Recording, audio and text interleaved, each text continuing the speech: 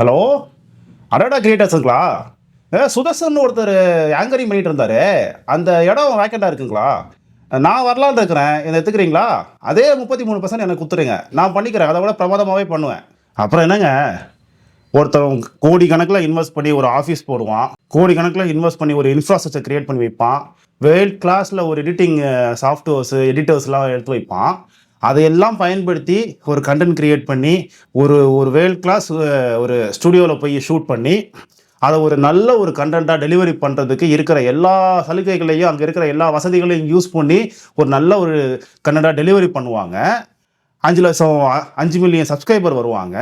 இது எல்லாம் வந்ததுக்கு பிறகு இதுக்கெல்லாம் நான் மட்டும்தான் காரணம் அப்படின்னு சொல்லிட்டு கிளைம் பண்ணுறது எந்த விதத்துலங்க நியாயம்? கொஞ்ச நாளைக்கு முன்னாடியே சுதர்சன் இந்த வீடியோ போடும்போதே அவருக்கு சப்போர்ட் பண்ணி இந்த வீடியோ போடலாம்னு நினச்சேங்க.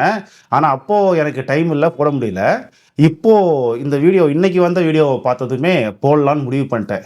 ஒரு பக்க நியாயத்தை மட்டுமே நம்ம பார்த்துட்டு பேசக்கூடாது இல்லையா? இப்போ இவங்க சொல்றாங்க பாருங்க, சிசிடிவி ஃபுட்டேஜோட எடுத்து காட்டுறாங்க என்ன நடந்துச்சு அப்படிங்கிறது. 3 பேர் அங்கே பார்ட்னர்ஸாக இருக்காங்க. 33% 3 பேரும் சமமாக பிரிச்சுக்கிறாங்க. சுதர்சன் வந்து அங்கே ஒர்க்கிங் பார்ட்னராக இருக்காரு. லட்சக்கணக்கில் பொருட்கள் வாங்கி வாங்கி ரிவ்யூ பண்ணுறாங்க. இது எல்லாம் பண்ணி ஒரு நல்ல ஒரு சேனலாக டெவலப் ஆகுது.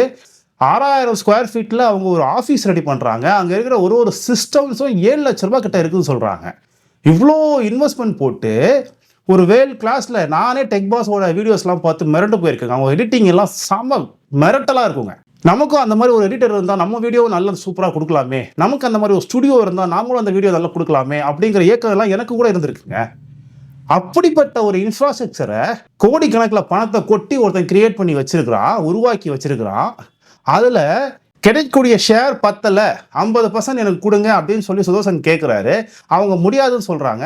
ஓகே, நான் வெளியில் போகிறேன்னு சொல்கிறாரு. அது அவரோட உரிமை, அதில் எந்த பிரச்சனையும் கிடையாது. வெளியில் போகும்போது சும்மா போகிறீங்களா? ஒட்டுமொத்த குற்றச்சாட்டையும் எடுத்து அந்த கம்பெனி மேலே வைக்கிறீங்க. அவங்க எங்களை அப்படி பண்ணாங்க, இப்படி பண்ணாங்க, எங்களை சுதந்திரமாக வேலை செய்ய விடலை, அது இதுங்கிறீங்க. கடைசியில் பார்த்தா அங்கே இருக்க பொருள்லாம் திருடிட்டு வந்திருக்கீங்க, திருட முயற்சி பண்ணியிருக்கீங்க.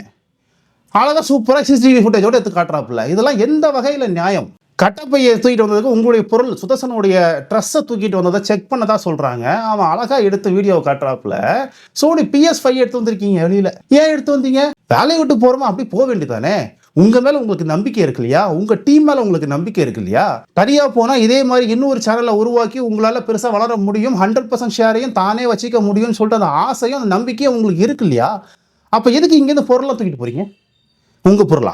நீங்கள் செஞ்ச வேலைக்கான சம்பளம் அதோட ஊதியம் எல்லாமே அவங்க கொடுத்து முடிச்சிட்டாங்க. கடைசியாக 1 மாதத்துக்கு மட்டும் கொடுக்க முடியாதுன்னு சொல்லியிருக்காங்க. மற்றெல்லாம் கொடுத்து முடிச்சிருக்காங்க. நீங்களே எதை கேஷாக கேட்டிருக்கீங்க. அப்போ எல்லாமே வாங்கியிருக்கீங்க. ஆனால் எனக்கு எதுவுமே கொடுக்கல அப்படின்னு சொல்லிட்டு ஒரு பிளாக் ஸ்க்ரீனை போட்டு அழுதுக்கான காரணம் என்ன? அங்கேருந்து வெளியே வந்த டீம் ராஜேஷ் உட்பட என்ன சொல்கிறீங்க?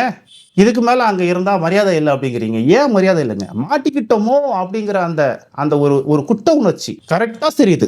ராஜேஷ் வந்து அந்த படிக்கட்டுலேருந்து இறங்கி என்ட்ரன்ஸ்லேருந்து இறங்கி வெளியில் போகிறாரு. திரும்ப உள்ளே கூப்பிடுறாங்க. அந்த கட்டப்பையை பற்றி விசாரிக்கிறாங்க. அதை இன்னொருத்தர் அதை ஹேண்டில் பண்ணுறாரு. இவர் வெளியில் போயிடுறாரு. ஐயோ மாட்டிக்கிட்டோமோ அப்படிங்கிற குற்ற உணர்ச்சியில் எப்படி திரும்ப அந்த ஆஃபீஸ்க்கு போகிறது, அவங்க முகத்தில் எப்படி முழிக்கிறது அப்படிங்கிற ஒரு விஷயத்தில் ஃபோன் பண்ணி சொல்கிறீங்க, நான் ரிசைன் பண்ணிக்கிறேன் அப்படின்ட்டு. தெளிவாக சொல்கிறாங்க அவங்க. எந்த ஃபார்மெட்டும் நீங்கள் வந்து ஃபாலோ பண்ணல, எந்த ஒரு நோட்டீஸ் பீரியட் ஃபாலோ பண்ணல, எதுவுமே ஃபாலோ பண்ணல, அப்படியே நின்றுட்டீங்க. சரி, இது எல்லாம் போட்டு தெளிவாக சொல்கிறாங்க. சுதர்சன் வந்து அவருக்கான சின்ன சின்ன சேனல்ஸ்லாம் வச்சுருந்தாரு. அதெல்லாம் ஓன் பண்ணி அவங்களுக்கு கொடுத்தாச்சு. அவர் வெளியில் போயாச்சு. ஓலா பைக் யார் காசு கொடுத்து வாங்கினது? கம்பெனி காசு போட்டு வாங்கினது. உங்கள் பேரில் இருக்குங்கிற ஒரே காரணத்துக்காக அந்த பைக்கை போலீஸை வச்சு பிடிக்கிறீங்க. அதையும் கொடுத்துட்டாங்க. ஆஃபீஸில் இருக்கிற சிஸ்டம்ஸில் இருக்கக்கூடிய டேட்டாஸை நீங்கள் எப்படி டெலீட் பண்ணலாம்? உங்ககிட்ட அந்த ஐடி இருக்குது அப்படிங்கிறதுக்காக டெலீட் பண்ணுறீங்க. இது என்ன விதத்தில் நியாயம் மிஸ்டர் சுதர்சன்? நீங்கள் இன்னொரு கம்பெனி ஆரம்பிச்சிருக்கீங்க இல்லையா? இப்போ புதுசாக ஒரு கம்பெனி ஆரம்பிச்சிருக்கீங்க. மானிட்டேஷன் எல்லாம் ஆகுதுன்னு கேள்விப்படுறோம். இப்போது உங்களுக்கே ஒருத்தன் வேலை செய்வான் பாருங்க. நாளைக்கு அவன் இந்த மாதிரி உங்களுக்கு செய்ய மாட்டான், என்ன நிச்சயம்? அப்போ நீங்கள் இப்படி தானே ஃபீல் பண்ணுவீங்க. திரும்ப அவனும் ஒரு பிளாக் ஸ்க்ரீனை போட்டு அழுவான். அவன் இன்னொரு சேனல் ஆரம்பிப்பான். இப்படியே தொடர் கதையாக போகும். தனியாக போய் சேனல் ஆரம்பிக்கிறது ஒன்றும் தப்பு இல்லைங்க, தப்பே கிடையாது. இப்போ நான் ஒரு சேனல் வச்சுருக்கிறேன். எனக்கு நல்லா எடிட் பண்ண தெரிஞ்ச ஒரு எடிட்டர் இருந்தால் என்னோட வீடியோவை நான் இன்னும் சூப்பராக ப்ரெசென்ட் பண்ணுவேன். இப்போ நானே வீடியோ எடுக்கணும், நானே கண்டென்ட் கிரியேட் பண்ணணும், நானே பேசணும், நானே எடிட் பண்ணணும், நானே பப்ளிஷ் பண்ணணுங்கிறப்போ அதோட அந்த கஷ்டம் என்னன்னு எனக்கு தெரியும். நேரம் இருக்காது. வீடியோ பேச உட்காரும் போதான் வெளியில் ஏதாவது சத்தம் கேட்கும். பக்கத்து வீட்டு குழந்தை அப்போ தான் அழும். ஒரு பெரிய ஒரு லாரிக்காரன் அப்போ தான் பெருசாக ஆர்ன் அடிச்சுட்டு போவான். இவ்வளோ பிரச்சனையை தாண்டி ஒரு வீடியோ போடுறது எப்படி எவ்வளோ கஷ்டங்கிறது ஒரு யூடியூப் நடத்துகிற ஒருத்தவங்களுக்கு தெரியும். அப்போது ஒரு 6000 ஸ்கொயர் ஃபீட்டில் ஹையெண்ட் சிஸ்டம்லாம் வச்சு எல்லா ஹாலுக்கும் எல்லா ரூமுக்கும் ஏசி போட்டு சூப்பராக செட் பண்ணி கொடுத்த ஒரு உலக தரத்தில் இருக்கிற மாதிரி நீங்களே சொல்கிறீங்க. நான் டெக் பாஸ் வந்து உலக தரத்தில் இருக்கணும்னு நீங்களே சொல்கிறீங்க. அப்படி இருக்கிற ஒரு ஆஃபீஸில் எல்லாத்தையும் பயன்படுத்தி நீங்கள் உங்களை வளர்த்துக்கிட்டு வெளியில் வரீங்க, தப்பு இல்லை. அந்த கம்பெனியை நீங்கள் குறை சொல்கிறது தப்பு இல்லையா? இதுதான் நாளைக்கு மற்றவங்களுக்கு நடக்கும் இல்லையா? ஓப்பனாகவே சொல்கிறாங்க, தமிழ்நாட்டில் நீங்கள் மட்டும் பேச தெரிஞ்சவங்க கிடையாது. இங்கே நிறைய பேர் பேச தெரிஞ்சவங்க இருக்காங்க. கண்டென்ட் எழுதி கொடுத்தா சூப்பராக பேசுவான் எல்லாருமே. யூடியூப் சேனல் வச்சுருக்க ஒருத்தருக்கும் பேச தெரியும். நீங்கள் மட்டும் கிடையாது. உங்கள் டெக் பாஸ்லேயே என்னோட ஒப்பீனியன் உங்களை விட ராஜேஷ் சூப்பராக பேசுகிறாரு. உங்களை விட ராஜேஷோட ப்ரெசன்டேஷன் அருமையாக இருக்குது. அப்படி இருக்கிறப்போ நீங்கள் பிரிஞ்சு போகிறதால எனக்கு தெரிஞ்ச அடடா கிரியேட்டர்ஸுக்கு ஒன்றும் பெரிய நஷ்டம் கிடையாது. நான் ஃபோனில் இப்போ நான் பேசுனதுக்கு சாதாரண ஒரு காமெடி நீங்கள் நினைக்கலாம். உண்மையிலே எனக்கு அந்த ஆஃபர் வந்தால் நான் செய்வேங்க. என்னங்க கஷ்டம்? கொடுக்குற கரண்ட்டை பேசுகிறதுல என்னங்க கஷ்டம்? அதை சூப்பராக எடிட் பண்ணுறதுக்கு ஒரு டீம் இருக்கிறான், சூப்பராக டெலிவரி பண்ணுறதுக்கு ஒரு டீம் இருக்கிறான், நல்ல ஒரு சூப்பராக ஒரு ஸ்டுடியோ இருக்குது, நல்ல கேமரா இருக்குது, பேசிட்டு போகிறேங்க. 33% ஷேர் எவங்க கொடுப்பான்? அதனால் நீங்கள் அங்கேருந்து வெளியில் வந்து ஒரு வீடியோ போட்டு அழுது சீன் போட்டு இன்னொரு சேனல் ஆரம்பித்து நல்லபடியாக வளர்ந்துட்டு வரீங்க. அந்த சேனலையாச்சும் நீங்கள் நல்லபடியாக கொண்டு போனீங்கன்னா ரொம்ப சந்தோஷம்.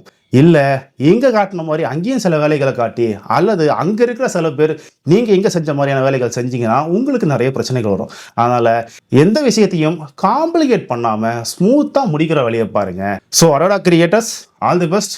சுதர்சனுக்கும் ஆல் தி பெஸ்ட். தேவையில்லாத விவாதங்களை சோஷியல் மீடியாவில் உருவாக்கி ஹைப் கிரியேட் பண்ணாமல் அவங்கவுங்க வேலையை அவங்கவுங்க பார்த்துட்டு இருந்தால் எல்லாரும் நல்லபடியாக இருக்கலாம், ரொம்ப சந்தோஷமாக போகலாங்க. ஓகே, நாளை இன்னொரு வீடியோ சந்திப்போம். நன்றி.